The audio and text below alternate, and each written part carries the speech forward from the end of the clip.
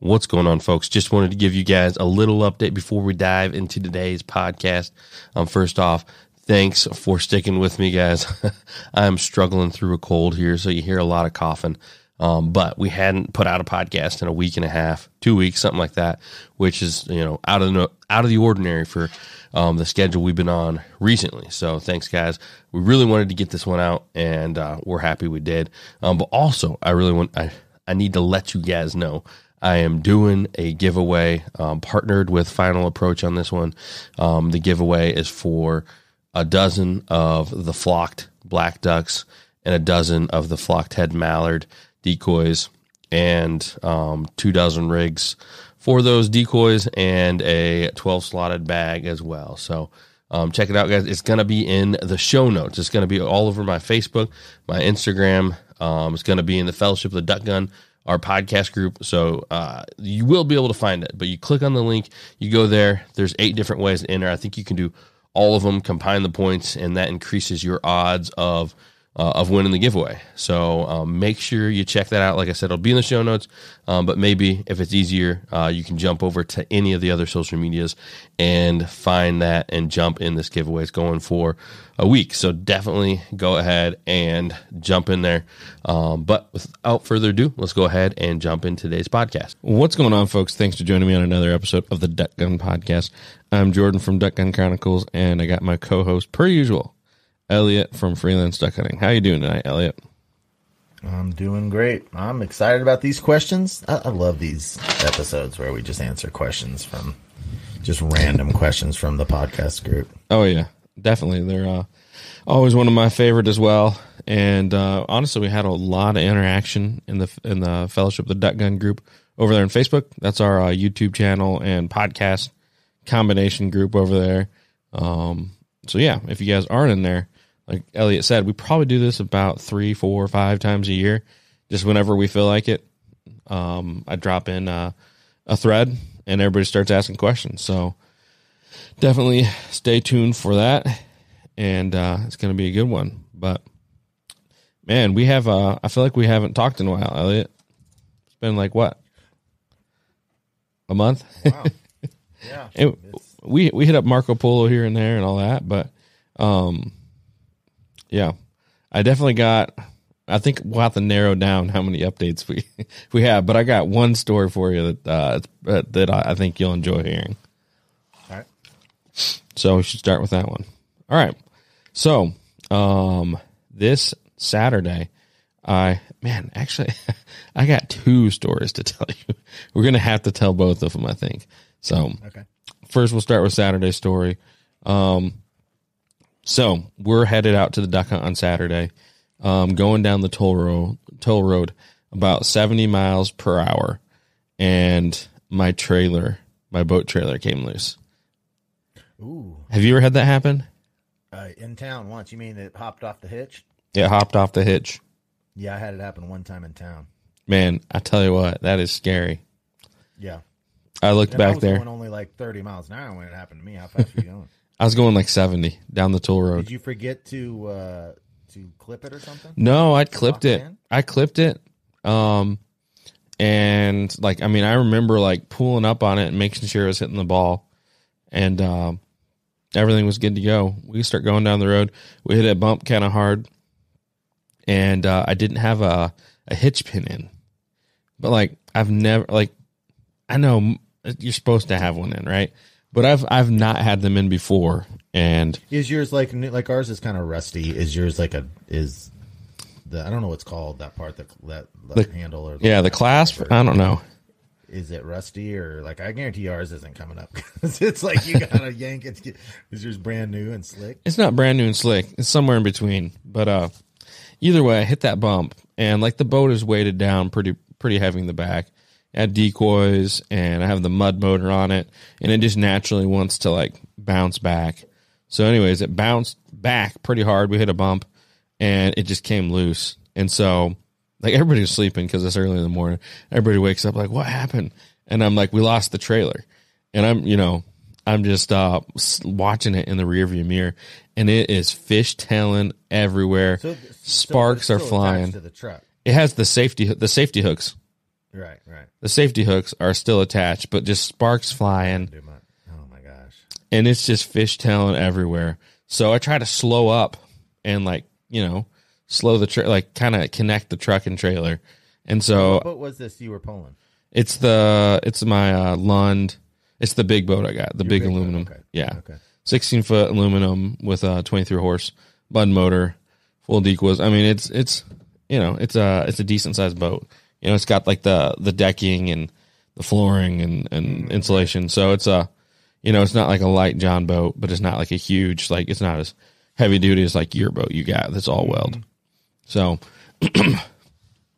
all that in perspective, but yeah, so it I brake and the boat runs right into us, just trying to slow it up. And then when I do it with, were you pulling it with the bus? No, with my truck. Okay. And which I have Silverado 1500. So it hits the back of the truck and it's like it bounced off of it. And I mean, I didn't think I stopped that fast, right? Like it's not like I slammed on my brakes, but it bounced off of it and it straightened out the safety hooks, which is like unbelievable to me. So now I look in the rearview mirror and this thing is like 10 feet behind me. It's not connected at all. Oh, so it kicked, it came off of the chains came off? It straightened the hooks. The hooks straightened out. I don't know if it was straight. Okay. Oh my gosh. So I don't know if it was from dragging us or dragging the boat. Those hooks. They look like any other standard hooks I've ever seen for safety hooks on a boat trailer. What force it would take to straighten those out? I don't know, but yeah, they straightened it out. The answer. And wow. And so, but at this point, it wasn't fishtail. I thought for sure when it's fishtail that it was gonna flip or it was gonna go off and hit. Free and clear from the truck at this point. Yeah, it's free and clear, and it's just a miracle it didn't flip to start with. Hits the truck.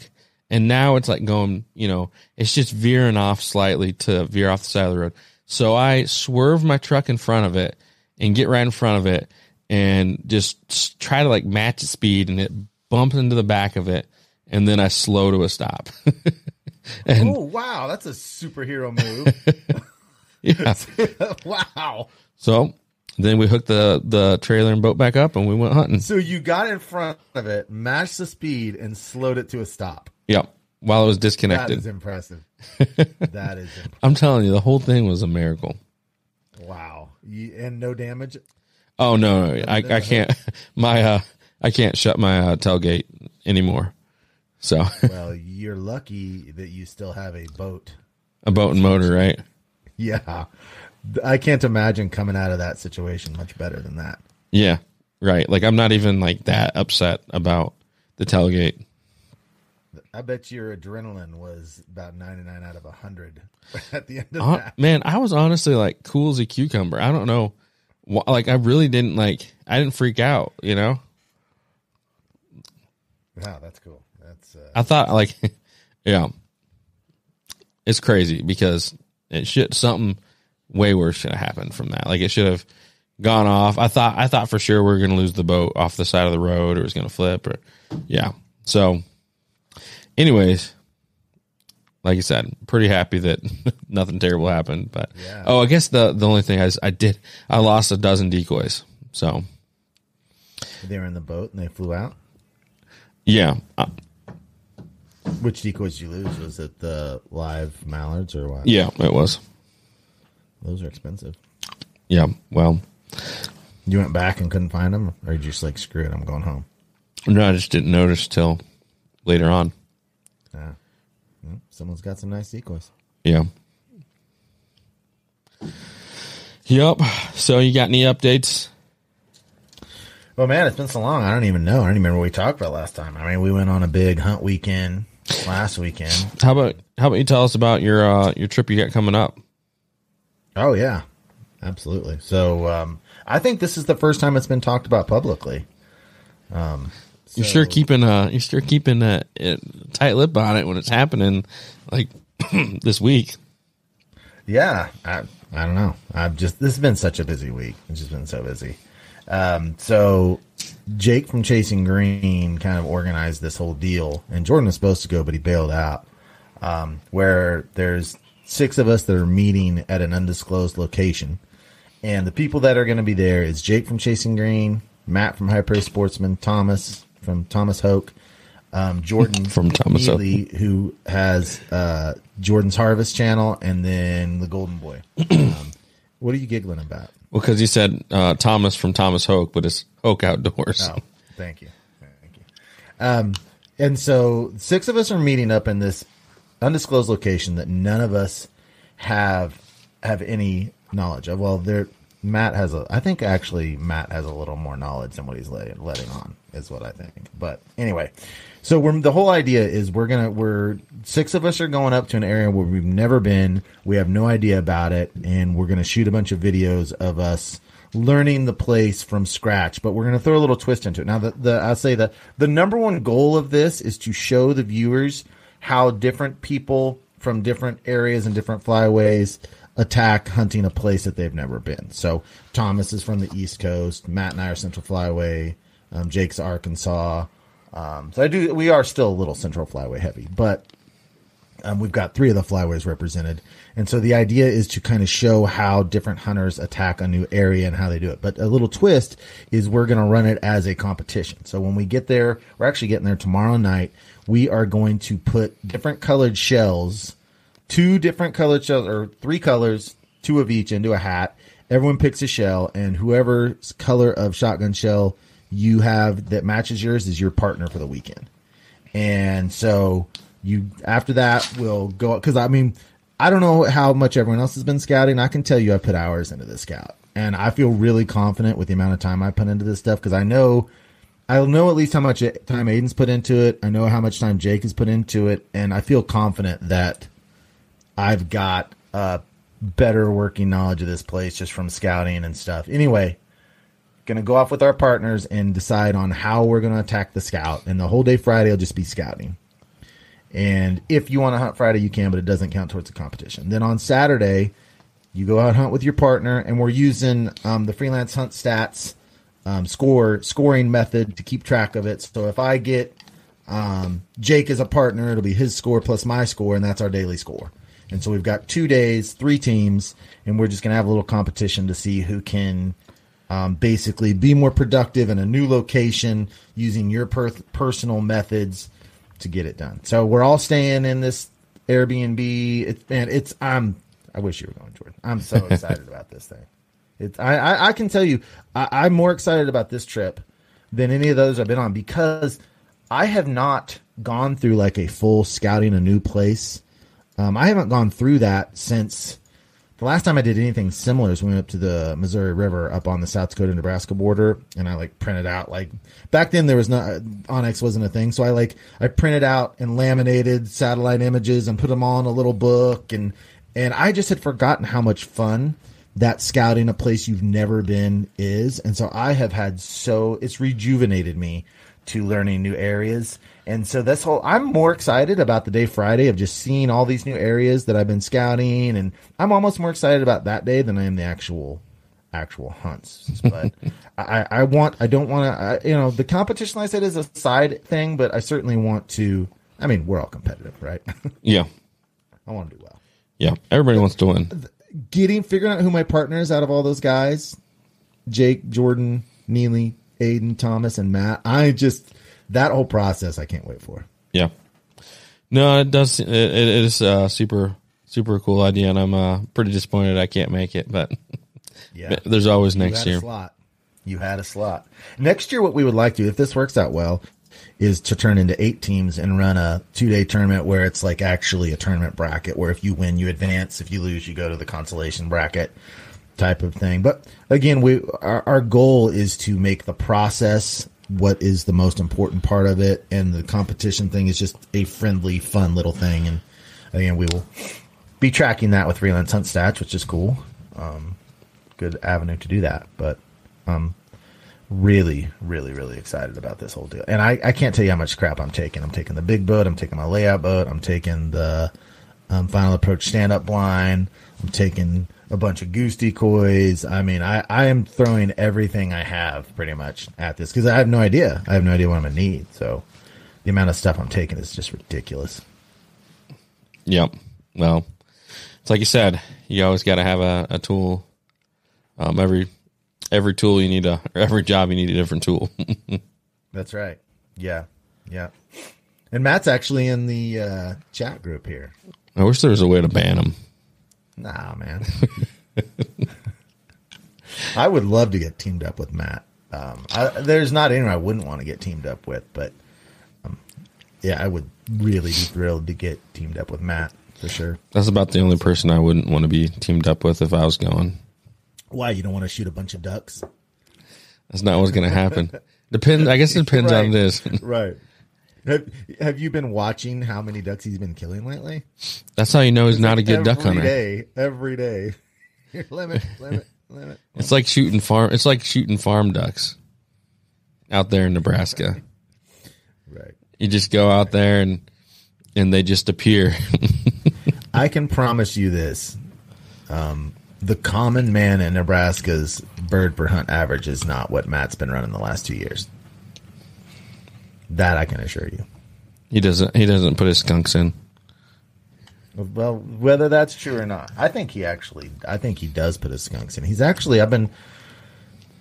don't know how I got these numbers because I don't think he was using Freelance Sun Stats 3 years ago, but I feel like that his numbers the last 2 years are significantly better than they had been like 2 or 3 years before that. Like he was running averages just below 3 ducks a hunt, and like last year I think he was high threes, if not 4, and this year he's way up there too.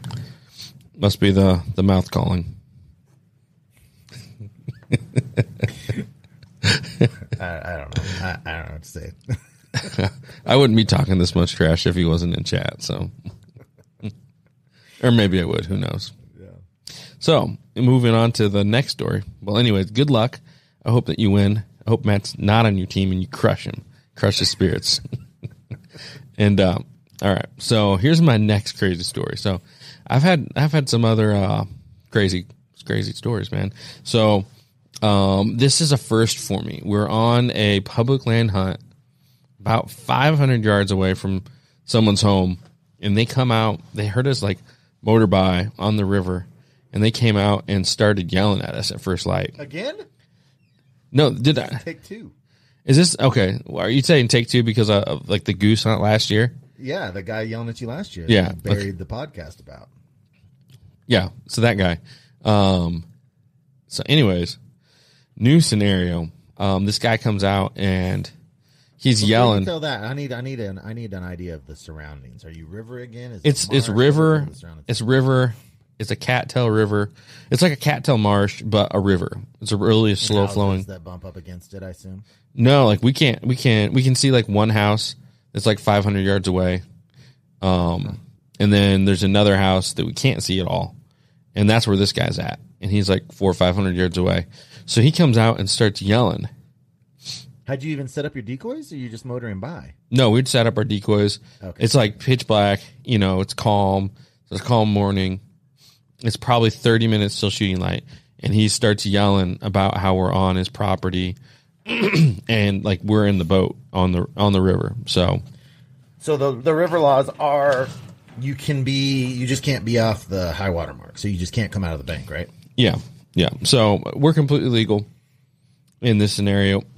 And so he comes out, and so we tell him to call the DNR. That's what we tell him. How close was he to you guys in proximity? We couldn't even see him. All we could hear is yelling. I don't know how close he got to us. He's yelling. Like some of the stuff we can't pick up, some of it we can, but he's yelling. Pretty much he's yelling because he says we're on his property. I don't know if he's like a deer hunter and he doesn't like duck hunter shooting in the water and scaring the deer away or whatever. Does he think that you guys are maybe set up on the bank and he doesn't realize you're in a boat? Who knows? But we tell him that. We tell him to call the DNR, and he says, this is verbatim what he says. He says, the DNR is not the law. That's what he says. And then he says, they're just the enforcers of it that interpret everything. He says, I'm well within my rights to shoot you for trespassing. That's what he says. Wow. Yeah. And so then we call the DNR. We're like, yeah. Do you have your head cam rolling on this? No, I don't. I know. So Fail. it would have been great. Huge fail. And it actually would have came in clutch even later on. So, so we called the DNR and said, hey, this guy just threatened to shoot us. Can you come out here? And he's like, well, let me see if someone's closer. And, If not, you're on your own. Is that- no, if not, I'll come. Okay. So, yeah. So if not, I will come. And, so anyways, this guy fires off a couple rounds. Holy. Sounds like a 22. Like I said, How like close did that sound to you? it's like a 22, right? And it's not like we heard like, yeah, it's not like we heard like pings or like the wind whistling. So we're like, okay, he's probably firing him into the sky to make us scared. At that point, I can tell you, I would have. We would have had to go by, like we would have had to go like closer to him to leave. Well, I guess you should have just started firing back. All we had is shotgun shells, right? So, That makes a louder boom than a 22. yeah. That was a joke, everyone. You should have fired back. Yeah. So anyways, then we call the DNR again. He says, I'm on my way. Yeah. I'm on my way. And so, we can see the road close. Like we can see like little parts of the road. So like 20 minutes later, like 2 cop cars come buzzing by and go into his house. And then not long after that, the DNR goes into his house. In the meantime, it's shooting light. And so we start shooting ducks. Like we're on, yeah. So, but like when birds are going by, I still don't know. Like he's still firing a gun. Like, I don't know if he's trying to scare the birds now. He sees birds coming. He shoots to scare them. Before the cops get there, obviously. Yeah. Yeah. Before the cops get there. So, yeah, crazy. So that was it. Yeah. Then the DNR comes out there. Talk to you? Did they ever talk to you? No, we never talked to him. We talked to the DNR, and pretty much he said that there's no way to prove like intent. He like we don't have evidence of what he said. You know what I mean? Like I said, camera wasn't rolling. So they go talk to him, and he said he's just firing at his firing range. Like he denied saying he was going to shoot you. Probably. So they did. He just said that he's smart. The homeowner's smart enough not to admit anything, and he cannot prove anything or prove intent. You know, Did they tell him that you guys were legal, everything you're doing was legal, obviously? Yeah, no, I mean, yeah, and then he's like, I'm out here, so I have to check like licenses, all that kind of stuff. So he checks everything, good to go. So, yeah, and he's like, that is crazy. Yeah, he pretty much said that. Excuse me, the guy's like a known issue. Jeez. So you should go egg his house. No, I'm not going anywhere near it. Have you ever egged anyone's house before? I don't think so. Oh man, I egged the teacher's house in high school. I was the driver. I was the driver of the drive-by egging. Oh man, nice. Mrs. Lita Brandt. What's her name? We had one. That lady. We had one that was we went kind of crazy on. I don't even know why we picked this person, but my buddy picked this person, not me. I was just along for the ride, but we like TP'd the crap out of their house. And then when we got done, we paintballed their doors, took paintball guns, shot their doors. And then like, there was like 6 of us, and we just lit off as many fireworks as we could and threw them all over the yard and left.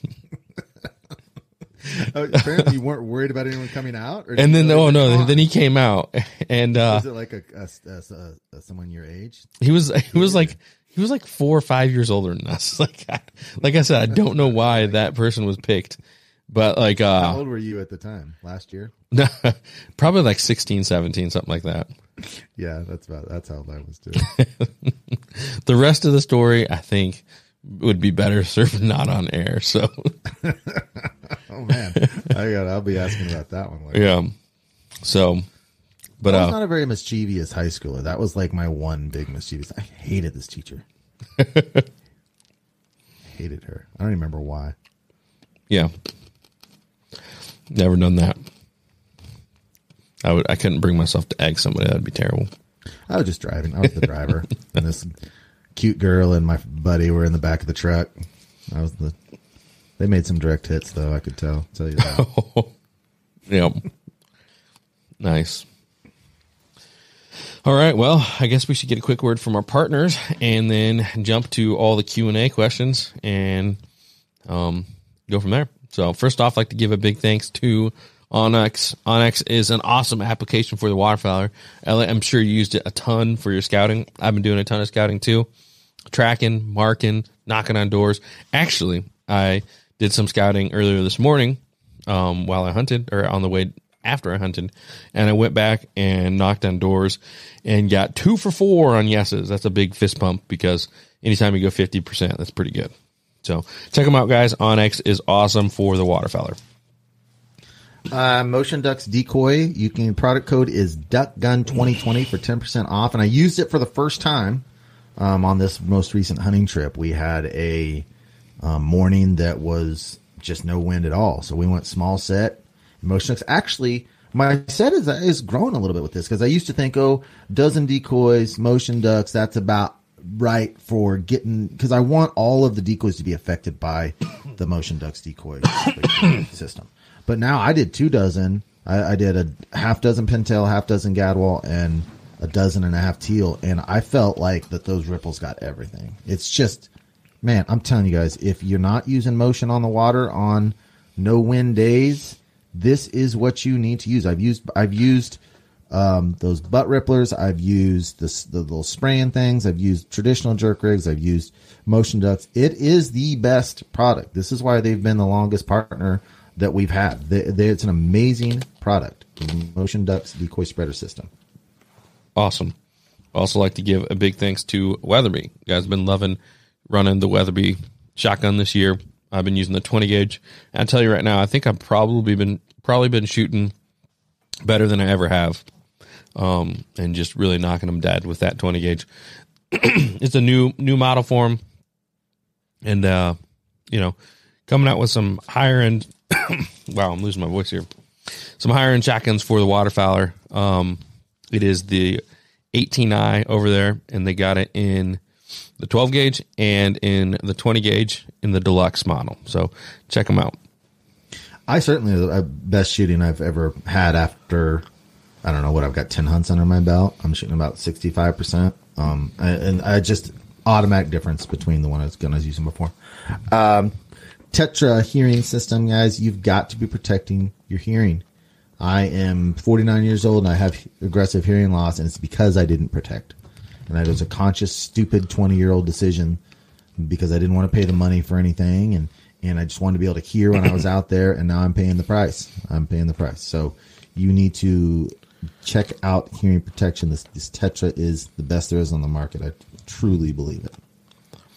Awesome. Also like to give a big thanks to Final Approach. Guys, Final Approach and Rogers Sporting Goods has some awesome products for the waterfowl. Elliot, I'm struggling. Go ahead and take it. I'm going to go get a drink. I was actually at the Rogers warehouse today, and Josh from Outdoor Limits, he was up there, and Contact Chandler. And since I have been using the products of Final Approach, I knew it was a good product because Josh was using it, but I can tell you that I'm blown away by the products, by the clothing, by the decoys, by the passion that the guys that are putting these products out have for waterfowling. Every little detail they have thought of. I'm telling you, I talked to them about it, and they are so passionate about what they're doing. If you have never looked into the Final Approach waterfowl gear, it is worth your time to do it. So make sure and check it out. Also, Freelance Hunt Stats, which soon we're going to have a name change to North American Waterfowler, but it's not yet. We're having a lot of people come join us over there. Just people signing up all the time. It's freelancehuntstats.com, or on iOS and Android, just look up Hunt Stats, a little orange symbol with a white duck in the middle, and you are basically just journaling about your hunting life, and you can connect with friends on there and create crews. If you know who the Flyways Collective is, it's Jordan and my little YouTuber group. We're all connected on there. So anytime that Josh or Jordan goes on a hunt and they log it, I can go in there and look at their hunt. Now, I can't see their locations. We've blocked that out. Can't see the locations of anyone you join with. But I can see, like I was talking about Matt from My Prairie Sportsman, I can go and look and see how many ducks he shot. I can see his shooting percentage if he logs it. I can see his totals. It's just an amazing system. And we've got a leaderboard where right now Jordan's in the top 10, which is a huge surprise. And just because of where he lives, but huge accomplishment for Jordan living where he lives to be in the top 10 on the leaderboard. Leaderboards for mallards, teal, geese. It's just an incredible system. If you are a waterfowl fanatic like Jordan and I are, and you're at work and you think about this stuff all the time, this just adds to that addiction, I'm telling you. And if you really want to get a 2-for-1, you can go to patreon.com/freelance duck hunting, sign up there, and you can get on our Patreon and have Freelance Hunt Stats. It comes with a monthly subscription. So check it out, guys. I'm telling you that we are going to continue to ramp this thing up, and you are going to love it there. Awesome. Thanks for covering that, Elliot. Now on to the Q&A. Your throat's going out. You need to get checked for throat cancer or something. I think you're a closet smoker. I've been having colds, man. It's like only when we do them together. It's like you're a sickly little fella. You don't have kids, man. When you have young kids, young kids get sick all the time, and then it's just a matter of time till you get it. Yeah. You haven't been wearing your mask that you love to wear every day, even when you're in your car by yourself. I heard that. Matt told me that he saw you. No, Thomas told me this. Thomas, because he was there visiting you, he said that he saw you driving down the street in your truck alone with a mask on. I would. Confirmed. Yeah, I'm not the one that's vaccinated, so. Touche. Well, what they call it? We're pure bloods. I will say, if you guys want to really get into the whole vaccination thing, you should follow the Dark Horse podcast. It's really, really interesting with Brett Weinstein. Right. I love that podcast. I feel like they'll talk about fair-minded individuals. That's how I feel. Definitely not how we are on the duck hunting side. Fair-minded, you're not. Well, you're super biased, is what I was going to get at. Right. But I've broadened your horizons a lot in this podcast. I feel. We've got to be careful because those leftists, you're not allowed to have any counterpoints to what they're saying, and that's like the culture. It's like you can't even have a varying opinion. We've got to be really careful here in the waterfowl community that we don't get like that. That like alternative ideas are not welcome, or you get labeled as such. Like boat blinds, Southerners, sky busting.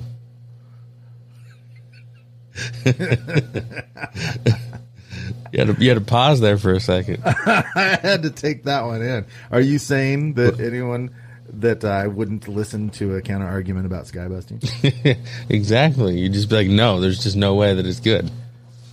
Well, yeah, but I would not demonize. Well, maybe I would demonize. You've built a career on demonizing things. Right. Southerners, an unmentionable thing. Southerners are the only group that I've really poked at. Yeah. Well, that brings us to the first question. Who does Elliot hate more, Southerners or people under the age of 28? I don't hate either of them. I don't understand where the under the age of 28 comes from. What comments have I made about that? Just generally when you talk or video, you're always like demeaning to younger folks. I don't think besides Golden Boy. I would like to hear one example of a quote that I've made. I have said things about Southerners because it's fun. It's fun to troll. And I've got lots of Southern friends. I've got as many Southern duck hunting friends as I have non-Southern, quite honestly. They're stacking up one way or year. I have no issue with Southerners whatsoever. I do like poking and trolling that. And I did have some issues with kind of how some Southerners were behaving themselves, but yeah. But as far as people under age of 28, I've never said anything. Maybe I have. I've said a lot of things. I don't recall. There's too many things that we've said over the podcast and YouTube videos. I know, because I can go back and just listen to a random podcast and remember nothing that I said. Yeah, we've done so many of them, but yeah. I mean, I don't have any contempt for. Well, let me make sure that that's true. Let me think about that for a second.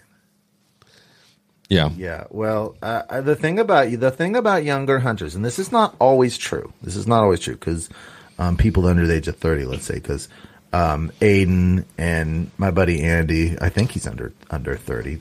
This isn't always true, but anytime that you get someone who's less experienced, they're going to do, like myself in my 20s, I did a lot of things hunting that if I was trying to hunt around my former 23-year-old self, I probably wouldn't be overly happy about some of the things I was doing, because although I did have my dad there kind of like slapping me on the wrist when I did stuff, but it's like it takes a while to mature to things like shot selection and not setting up too close to people, especially if you don't have the proper mentor.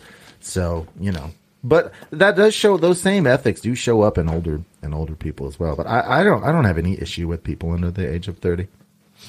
All right. Reese Robertson says, is it worth it to patch or repair waders, or should you just cut your losses and buy new ones? I would say it's not worth it. Just check with your wader companies, make sure they have good warranty, and then if they go out in that time, then you'll get new ones through the warranty. But if you're like walking through a barbed wire fence or something, they're not going to cover it. So yeah.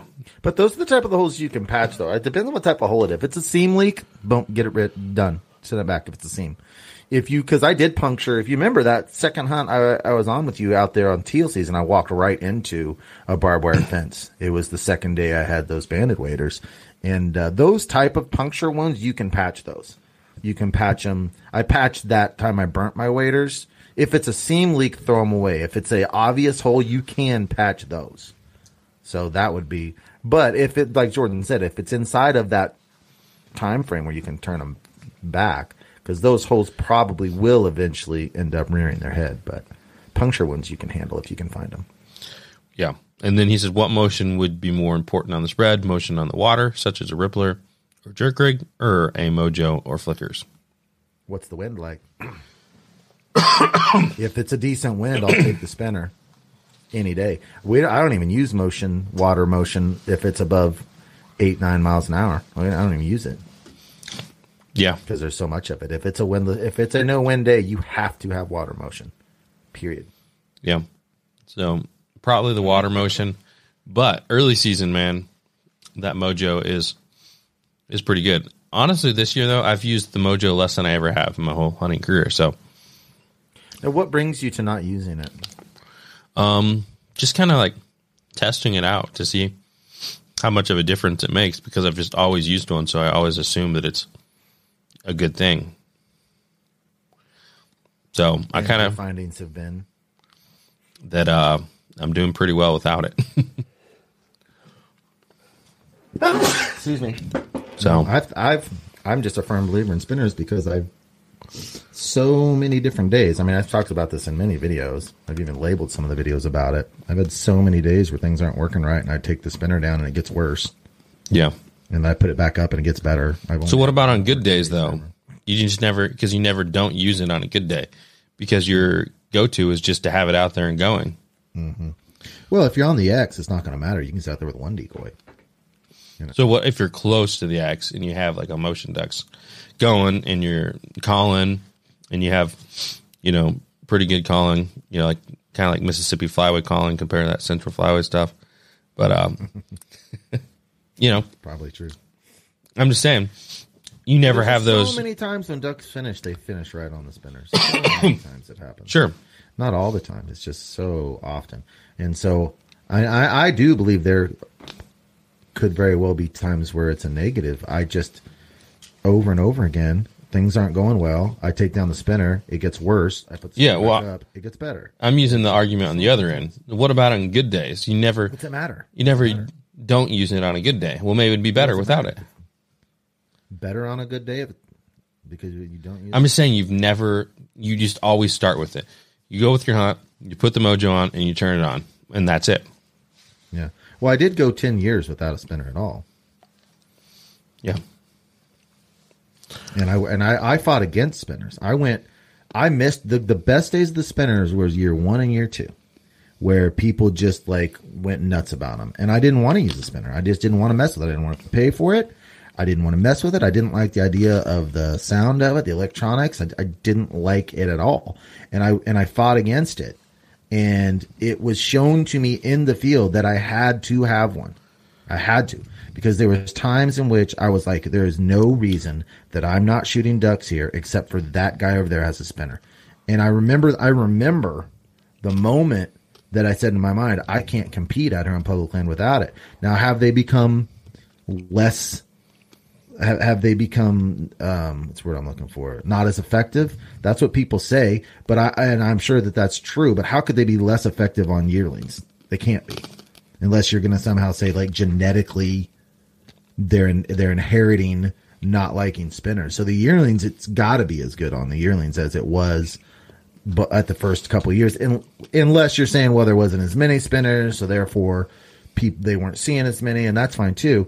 But I know what I see. I see ducks finishing right around the spinner, and I take the spinner down, and it doesn't improve it. I would love not to use a spinner.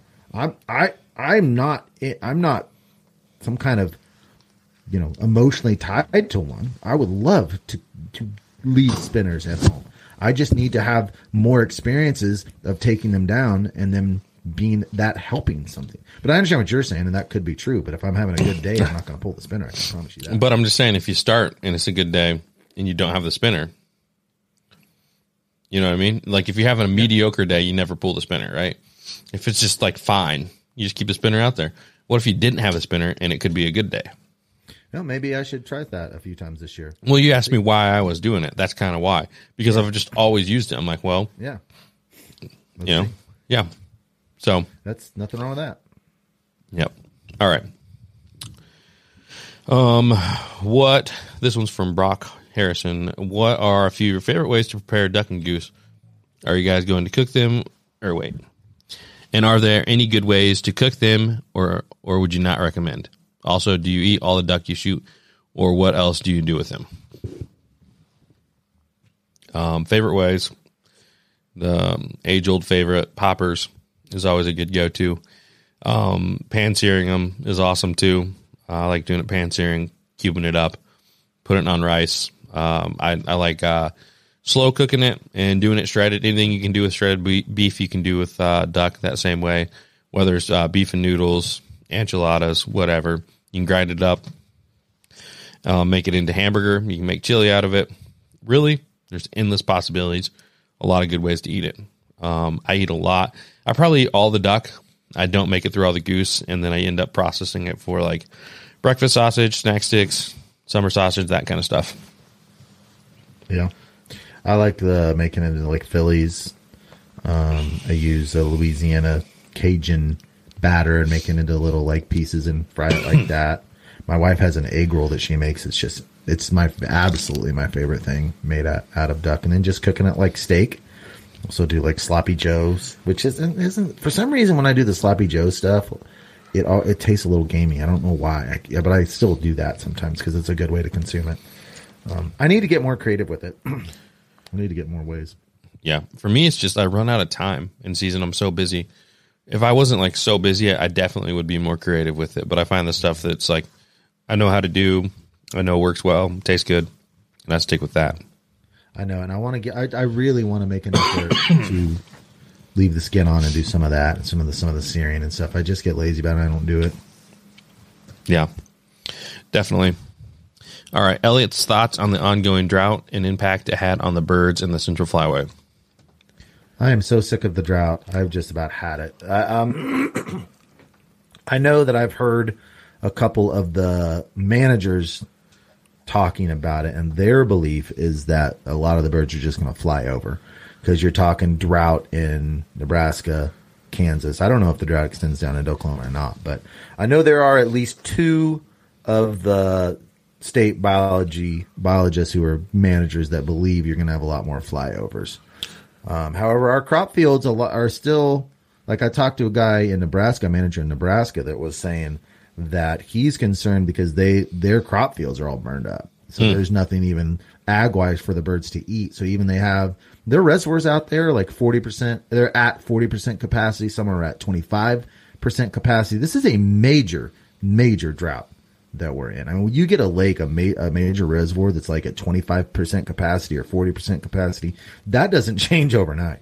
You know, I mean, so it's a big deal. Our state isn't as bad, but the thing that I'm seeing is that there's so much less water that it's consolidating the hunters. So birds come in and you've got like 2 days. You've got day 1, day 2, maybe day 3. Both of my trips, I've been on cold fronts on day 3. And Aiden's limited him day 1, day 2. I get there day 3, and it's like, okay. Normally you get 3 or 4 days. Now you get 1. It's just like the local places just have so much pressure because there's so little water. So I think my guess is we're still going to have ducks show up, but they're just going to get pounded out really, really fast. I'm hoping that they go into nocturnal patterns instead of leaving the area. Because if they go into nocturnal patterns, I feel like I can still be successful. But I don't know. We'll see. I certainly, if you're not a stater and you're asking, you don't want to come. I can tell you that right now. You don't want to come because there's just going to be so much more pressure that you're dealing with from other hunters, and it's just going to make for some really, really bad days in crowded marshes. All right. Bud Robbins says, do you guys change shot size from early season to late? I start off with I've been shooting the last 2 years Browning 7s at teal, and then I switch right over to 3s, and then I stick with 3s for the remainder of the year, which I've just made that change. I'm loving those Browning 7s, quite honestly. And even if I'm shooting Gadwall and Widgeon, I might even use them, although I did switch. But that's what I do. We start at 7s and we kick down to 3s. Nice. Yeah, I've been running Boss number 5s, and I'll run that for ducks all year. For goose, I'll use Boss number 3s. Mm-hmm. Hunter, my buddy from Iowa, says, how about them Iowa boys representing the Mississippi Flyway on the leaderboard? Seriously, though, what is the story on your most rewarding hunt? So we'll say that. What are they on the leaderboards? What's the names we're looking at? It's Tim. What is his on there? I have to look, but it's Tim, and then the other is that. What is it? I have to look. Guy? Yeah, I think that's what. Yeah, he's number 5 right now in overall birds. Yeah. And what's the other guy? I don't see a Tim on there. I'll look real quick because I'll notice it as soon as I see it. Oh, it's Reynolds Tim at number 6. Oh, he's 6, so they're 5 and 6. Makes sense, they hunt together all the time, right? Yep, they do. And the way the leaderboards work is each waterfowl species, according to how Jordan and I feel, have a numerical value. And so they haven't shot that number of birds, but like mallards are worth 5, pintails are worth 6. I think canvasbacks are worth 7. That's basically the idea. Wood duck drakes are worth 2. No, they're worth 5. Yep. So some good stuff on that. Most rewarding hunt. Elliot, you want to go first on that? Ever in my life? I guess, yeah. Okay, yeah. So it was about my 3rd year of hunting the area that I hunt now, and I was just getting to know the area. And at that time, there was very, very difficult to get into this one location. And this location is not even huntable anymore. But I just found it. It felt like it was the most secret place in the whole world. I portaged my boat down a road that you couldn't drive, crossed one marsh, a tiny little puddler layout boat. It was just Izzy and me. Crossed one marsh, crossed a river, got into the next marsh, and it's like boat ride would have been over 5 miles to get there, and no one got in late. I'd never ever seen anyone else with a boat in this little place but me, and it was like lots of trees around and everything. And so I laid under this tree, just Izzy and I did. And this was I think the second weekend of the season. And the weekend before, there was actually 3 or 4 groups in this place. I got out there, I was all by myself. I couldn't believe it. And there was just something about the feeling of this hunt. Because you know what I always talk about is I'm not trying to shoot ducks. I'm trying to shoot ducks in isolation. And I've never had a feeling of more isolation on a hunt that I can ever recall. It just felt like there was no one around for like 100 miles. I mean, I just felt like the most private little thing. And so within the first couple hours, I killed, I think, half of my limit, and it was just like small groups and singles and doubles just right in the decoys. And after a couple hours of the action wasn't great, but like I said, the feeling was just unbelievable. And so about 9:30 hit, it went from cloudy to sunny, died. And I'm like, I'm not going anywhere. I am not going anywhere. This is just the most wonderful feeling. I'm laying in here in knee-deep water in a tiny little layout boat. I got my dog with me. I got some coffee. And I'm just going to lay here. And after about an hour and a half, all of a sudden, I didn't see anything. Something flipped a switch, and then there's all of a sudden ducks working again. And by noon, I finished off my 6 ducks, a couple mallards, a couple widgeon, like one of those types of hunts. But it was the limit plus just the isolation. And at that point in my life, this was like the first time I wasn't really hunting it was always just my dad and myself hunting. Well, I had moved to this area, so I was all by myself, and I was like finding an area for the first time that wasn't like an area my dad was showing me, right? So it was like a rite of passage kind of thing. And I can only partially describe the kind of emotional feel. It was partially how hard it was to get in there, the isolation, the ducks, being with my dog. It was just insane. It was unbelievable. Awesome. Yep. Definitely can agree with all those things. That's pretty cool. Yeah, for me, when we get kind of similar questions to this, I've talked about 2 in the past. I've talked about the first time I hunted the honey hole, which I really don't hunt that much anymore. And then I talk about the first time I went up and did the first chase in the opener, and we went out in public land. So, it's kind of, it's like you said, there's definitely like aspects to hunts that make it rewarding. It's like, you worked hard for it. You're never going to hear a guy say like the most rewarding hunt I went on, was a hunt where, I paid this guide money to take me and put me on birds, right? Like there's nothing wrong with that. 6 of the guys sat in a blind, right? Yeah. There's a time and place for everything. But like what I'm saying is usually rewarding hunts are like you earned it yourself kind of deal. Mm-hmm. Maybe something special with your dog or your kid's first limit or whatever, So, for me, I don't have half of those experience yet, but some of them, it's like you said, it's like working hard and doing it in a cool place. So probably what hunt that we had together that just always sticks with me? The one where we laid on the ice. Yeah. Yeah. Uh-huh. That was pretty cool. I mean, that feeling was there. Yeah. That like no one is around for miles. That feeling was present in that hunt. And we only shot like a couple hooded merganser, 3 or 4 mallards, a couple scop. It didn't matter. It was like you, me, and Chief laying on that ice over that hole. That feeling was just, oh man, I just love that. Love that. I just watched your video of that recently too. I will always hold that hunt inside me as like a really, really special hunt. Oh yeah, definitely. Yeah. So I think for me, I'm going to say probably still the honey hole hunt.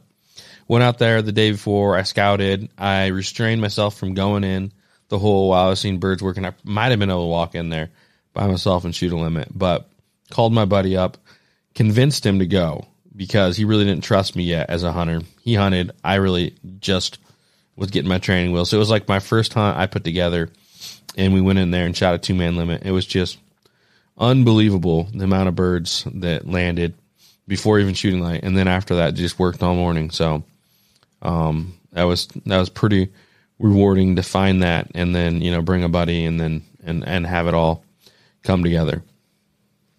Doing it yourself is important, especially those first few times you're like, all right, I did it. I no one else, like you said, is like you were just tagging along before, but that was like, all right, you know what? I'm getting a little more competent at this deal. Yep, definitely. And then Brock Harrison said, you guys should do an episode with Golden Boy. Has he ever been on the podcast at all? Mm-hmm. Yeah. Mm-hmm. Just once? Once. Yeah. It was a long time ago, though, right? We should have him on and talk about being a habitat specialist because, we've seen him go through all his college years, and now has a biology degree. He's a habitat specialist for Pheasants for Forever through this in collaboration with the state, and that'd be interesting. Yep. Definitely. He's killed 98 ducks already this year, by the way. That's insane. Yeah. Yep. Makes Matt look like a schmuck. Matt's beating him. Dang it. Most of his are teal, and Matt's starting to get the mallards rolling in. Yeah. Yep. All right. Brock Hardy said, mostly for Elliott Snyder. You mentioned several times how much you value shooting ducks in isolation. It seems like you've been a bit bothered by the amount of competition this year.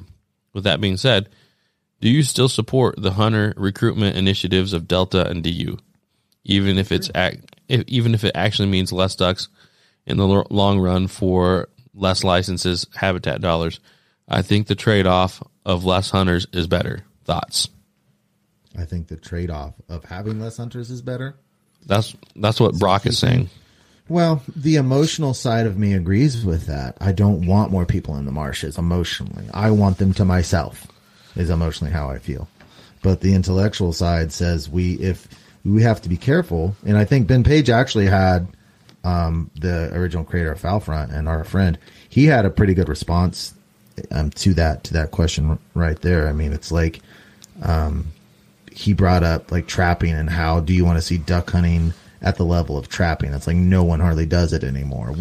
If we have to have money to create these environments, and it's like if you look at my state, all of these managers like Aiden and his boss at his area, these places are funded by our dollars, and it would be like shooting yourself in the foot to actively not want hunters to be recruited, because we don't want in 20, 30 years for things to just not have enough of hunters to have enough of a voice where they start turning these places into duck watching places or, bird watching areas.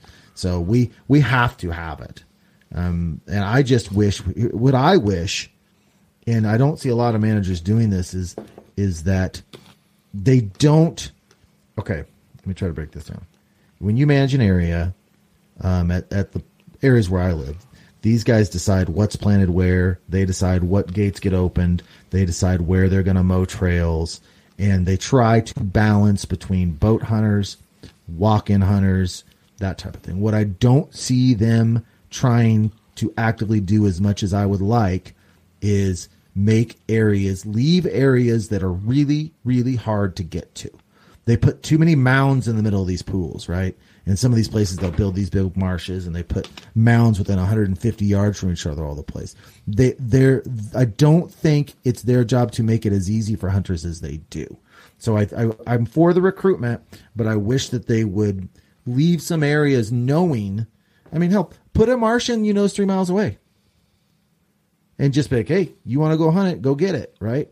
But I don't see, in fact, I'm going to talk to Aiden and my buddy about this and see what they say. Because I'm personal friends with Aiden and another guy. I don't mention his name because it gives. But anyway, it's a good conversation to have. I'm kind of getting off on a rabbit trail, but yeah. I think that answers it. Yeah, I think my answer is we need hunters to fund duck hunting and the habitat and all that, and we just have to deal with the competition. It's just part of it for the health of our sport. To preserve the heritage of our sport, we must have an active number of people doing it. And without recruitment, it could easily dwindle off. Kids would rather stay in bed and play video games than go out and hunt in the morning with their dad. It's not like when I was a kid, you were bored. Kids don't get bored anymore. Being bored was an active thing when I was a kid. I remember sitting on my porch with nothing to do, thinking I'm bored out of my freaking mind. And for those reasons, you go fishing, you go hunting. That you learn how to play the guitar. That's what boredom brings. Boredom brings great things. And so, point being, it's like we have to actively recruit because kids aren't bored as much anymore, and they're much more willing to just stick around playing video games than to go out and do it. Definitely, Elliot. I'm going to let you start reading some of these because my. I do have to apologize to the audience because I've been coughing a lot, but let me get to them. Yeah, it's we're right to Chadwick, or wait, yeah, Chadwick Laning. I'll go ahead and read them while you're coming, and then you can get Tim on the next one. Chad says, "I'm a new waterfowl hunter, located in Michigan. What shot size do you recommend? I'm using an old Remington, and it only shoots 2 3/4 inch shells, and he's having a hard time finding them. He shot number 3s last year, and some number 2s as well. Honestly, those shot sizes are fine. If you're having a hard time finding 2 3/4, Boss always has 2 3/4. Honestly, I feel like a lot of Walmart shell options too, 2 3/4 inch steel. I don't know. I haven't shopped for that in a while, so yeah, just check stores. I know that Boss does have them online too, and that's kind of a nice thing with older guns and 2 3/4 inch, because they're still super deadly. Like if you go 2 3/4 inch number 5s, like I was talking about earlier, that's my go-to shell for ducks. And for geese, I usually want to go a little bit higher shot size. I think you've skipped some questions. I did skip selectively. You're at who? Who are you at? We're at now we're at Tim. Got it. I see it. All right, ready?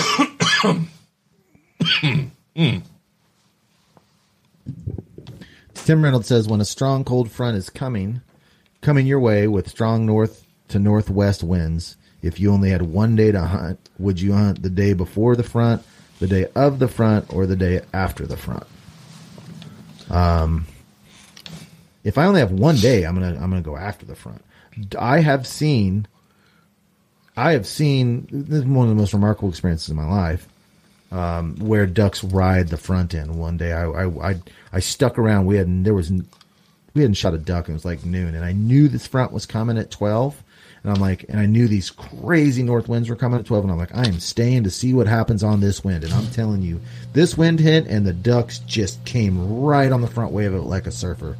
And it shot my limit within like 30 minutes after they came. I've seen that happen. I've seen them come the day after. I've got my manager buddy tells me a lot of times that it's the first south wind days that you see them. It's like you get a front, north wind, and he's that south wind day, all of a sudden they're there. So if you only have one day, you want to do after, because if they come on the first day of it, then you're still going to get them on the after. But as far as what I think the ultimate question is, what's better? I don't know. If you have, it depends on time of year too. It's like in September, if you have a good north wind, boom, you got more teal. Early October, you got a big north wind, boom, you got more teal. And so it's that way until you start getting down. Like we're at that time right now where we have highs at 55, lows at 33. We have a lot of those right now, 60s and 30s, 60s to 30. So we're past all that point of north winds will bring them in. And that's like the next day they're there. But we're past that point. We're the point now where north winds aren't always going to bring them in. So we're talking like to get the mallards down here, you want we're going to need a freeze. We're going to need a big event. And for those type of fronts, I would certainly say the day after. But I don't know. Do it when you can. If you can hunt all of them, hunt all of them. Oh, Jordan's still gone, so I'm going to keep rolling. Next one is Adam says, are you chasing a hole with 20 wood ducks or a hole with 10 mallards? I'm chasing a hole with 10 mallards. I love mallards. Mallards are my number one duck. I absolutely love mallards, and so I'm going to chase mallards every time over wood ducks. And I know on the last podcast where Jordan was talking to some of his buddies on that trip, and one of the guys that he was with, I can't remember which one it was said, anyone that says that his statement was, anyone that says that wood ducks don't decoy, you're wrong. Well, that's a way too general of a statement. If you are in a shallow water marsh and you have wood ducks fly by, they're 9 out of 10, way more than 90% of the time, not going to decoy. If you have a hole where wood ducks want to be, yes, they'll decoy.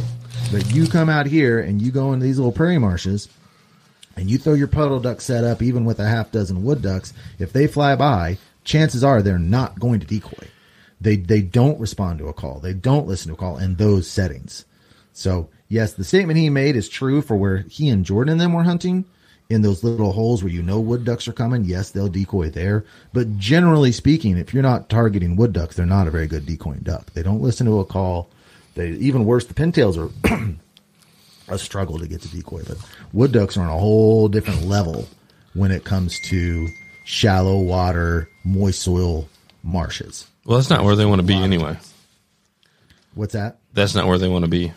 Well, right. And I was mentioning your buddy's statement. He said, I don't know if you heard me say it or not. I think you're away. He said, anyone that says the wood ducks don't decoy, you're wrong. And I said, well, that's way too generalized of a statement, because if you're in a shallow water marsh like I hunt, they're not going to decoy. Sometimes you might get some in it, but I mean, I've shot one wood duck in like the past 5 years. If you're like, you hunt them and like you guys were hunting them on that trip, yes, absolutely, they'll decoy where they want to be, and you're targeting them. If Sure. you're not targeting them, then they're very, very, very difficult. I'm going to say, though, normally don't. from your perspective, though, right, here's the difference, right? If you hunted that same hole that we hunted the wood ducks in your whole life, and that was your only experience, you would say, man, mallards don't decoy because they go land out in the moist soil vegetation. Yeah, but where mallards will land is way more varied than where wood ducks want to be. I mean, you can shoot mallards in those same type of holes where you guys were easily. You can shoot mallards lots and lots of different places. I'm just saying the statement that wood ducks don't decoy, the statement he made was too generalized, is what I'm saying. Generally speaking, in the puddle duck world, when you're hunting for puddle ducks on a normal puddle duck hunt, wood ducks don't decoy very well. There are situations in which they do where you're targeting them. Would you agree with that statement? Not exactly. Well, in the central flyway where I'm at, that's the case. I'm saying it's because of where you hunt. Because if you hunt in a prairie marsh all the time, that's not where a wood duck wants to be. Right. So, Right. And now whether they work to the call or not, I mean, they definitely don't work to a call as well as a mallard. But also, do you even have a wood duck call? I've got one on Elijah's land. I wouldn't have an idea how to blow it, but Yeah. I don't think it would make any difference where I'm at. Yeah. Well, it's not like they're going to come to it in the moist soil. You know, that's not where you're hunting wood ducks. So I'm just saying, if you're targeting wood ducks in very specific places, they're great at decoying. But to just say that they're a good decoying duck, I would consider that to be a false statement. Generally speaking, they're not a good decoying. No, they are a good decoying duck. You're just hunting the wrong spot. I'm saying generalized over all of the locations of puddle duck hunting, they're on the lower end of a duck that flies by that's going to decoy. They're not going to decoy as well. You just like, if you took it into a pool and you took every single place that people puddle duck hunt, okay, and you put it all into a pool and you averaged it out and you took all of those hunts and you put a board and you started marking which ducks decoy the easiest down to which ducks are more likely to fly by you and not look. My opinion is that the wood duck is going to come out on the way low end of that, as far as number of times they're going to look at what you're doing and come to you. I disagree, but I would say that if you made that same argument and said, if you blow a call at a bird, like maybe mallard would be like number one, and then like a wood duck would be on the low on the end as far as calling goes. But if you have a set and you're in a wood duck spot, yeah, but they are likely to decoy. You keep adding that. You keep adding if you're in a wood duck spot. Did you not listen to what I said? I just don't think that's a good argument, because why are you gonna like, if you went and hunted a spot, duck hunting. If you went in a spot and set up and knew that mallards didn't want to be there, you're not going to be like, mallards don't decoy. You're not listening at all to what I said. No, your argument's just dumb. No, it's not. I'm talking about all puddle duck hunts. But it just doesn't make sense. Why does that not make sense? Because you can't be like generalizing people's experience over puddle duck hunts throughout the whole nation, and you're saying that doesn't make sense. Yeah, it doesn't make sense. You took everybody that went on a puddle duck hunt. A wood duck is considered a puddle duck, right? Yeah. Okay. So the argument makes perfect sense. I'm talking about every single puddle duck hunt that people go on throughout the nation. Right? Not a specialized hunt. It's like, I'm talking about shallow water or even lakes. I'm just talking about all puddle duck hunts. So we're not talking about specialized hunts. And you rank all of the puddle ducks to their ability to decoy to you based on all of the hunting locations in the nation. And you're saying that that's not a good point? Come on, man. No. Don't be silly. You're being silly. It's like, if I'm never going to go into a prairie marsh and set up and be like, oh man, I can't believe the wood ducks didn't finish today. They're such bad decoyers. That's why I didn't make it specific to a prairie marsh. But why wouldn't you be specific about where you're hunting and what you're hunting? Like, why use that data point that doesn't matter at all? So if you were going to say, okay, let's get all of the puddle ducks, let's put each name on a card. Guys, this is just Label proof. them. Proof of Label Elliott's them. hate for the South. Oh my gosh, that's nothing in the South. Dope. You're not even in the South, and you shoot pintails all the time. Neither is Thomas, and he shoots wood ducks all the time. I'm saying, would it not make sense if we got out note cards and you put the name of every puddle duck on a note card, and you said rank these birds, generally speaking, as which one decoys? You're just on an average puddle duck hunt. You're not in a wood duck hole specifically, which you want to keep bringing it to. You're not in a prairie marsh specifically, Because those would be the two extremes. The problem You just is you're label gonna the ducks as their ability to decoy effectively. so you That get would to the be a end. perfectly You've reasonable. you're that would be a perfectly catering- reasonable thing to do. You're catering the data to match like your feelings. Right. All puddle duck hunts is catering the data. No, because at the end of it, like this test is like You're the one that keeps bringing you're up trying specifically wood to duck holes. you're trying to make a test to like give you the results you want. No, I'm talking about all puddle duck hunts. How is that all puddle duck hunts, Jordan? All of them. You're the one that No, keeps 'cause you talking get- about specific wood duck you're hunts. gonna I'm get saying to the- every puddle duck hunt, and you're saying that I'm making it too specific. No, I'm saying Every puddle duck hunt. I'm saying that at the end of your data, you're going to get that wood ducks don't decoy, right? But then you're going to go on a wood duck hunt, and then they decoy great. So that's In it's those just dumb to say situations. that they don't decoy great. One of us is being dumb. I don't think it's me, because you continually want to bring it to a wood duck hole. Yes, I agree. In But why wood would duck holes, they why decoy would we great. say that they don't decoy great when you go on a wood duck hunt and they decoy great? Because I'm not talking about going on a wood duck specific hunt. Jordan. I'm talking about puddle duck hunts. Freaking mallard purists. Central Flyway guys are all the same. Right. All right, let's just move on to the next question. Yes, please. Have you ever considered other types of outdoors related content on the off season? Waterfowl channels tend to do good on waterfowl hunting. Yeah, we've tried it. It just doesn't work. So I think I used to record all sorts of other videos in the off season, and Josh, and even guys like Bobby, they do lots of off season content, but it's still waterfowl related. yeah. It's just more beneficial just to do the waterfowl stuff. Yeah, and you need a break too. But if I could, I would love to try some pheasant hunting on the channel. I think you might be able to be successful with some pheasant hunts. I don't know. Maybe. Yeah. How did your pheasant? You did a pheasant hunt on your channel. How'd that do? Mediocre. Yeah, not horrible. I honestly, I don't remember. It's been a few years. Yeah, I remember liking the video. Future plan for Hunt Stats app. How to properly input your info. Do you add live birds to your... Well, this is a really specific question, isn't it? Just go ahead and talk about the future plans then. Oh, man. Jordan and I have so many plans. It's just ridiculous. Right now, we're giving it an overall. We're giving it a facelift. We're changing the name. And, I mean, we want to add dogs. I know that's on the list really soon. We want to add more things to the leaderboard. We want to streamline it to make it more user-friendly a little bit, maybe trim down the filters or make a basic and an advanced filters. I mean, we've got a list really long. Jordan would like to gamify it to the point where you could do one-on-one matches in the future, make it shareable on Facebook and Instagram with pictures. Lots. Yeah, I don't know if we'll ever get to the one-on-one phase, to be honest. I mean, we were just talking out loud ideas. Mm-hmm. You know, I'm pretty happy with everything we're doing and the direction it's going. Yeah, me too. We have lots and lots of ideas. It's just getting to them and getting them down. Just time and money, like everything else in life. How do you go about public land scouting on OnX? What filters are most useful? What land shapes and things are good to look for? Mainly hunt flooded areas off the main river. Well, you want to take that?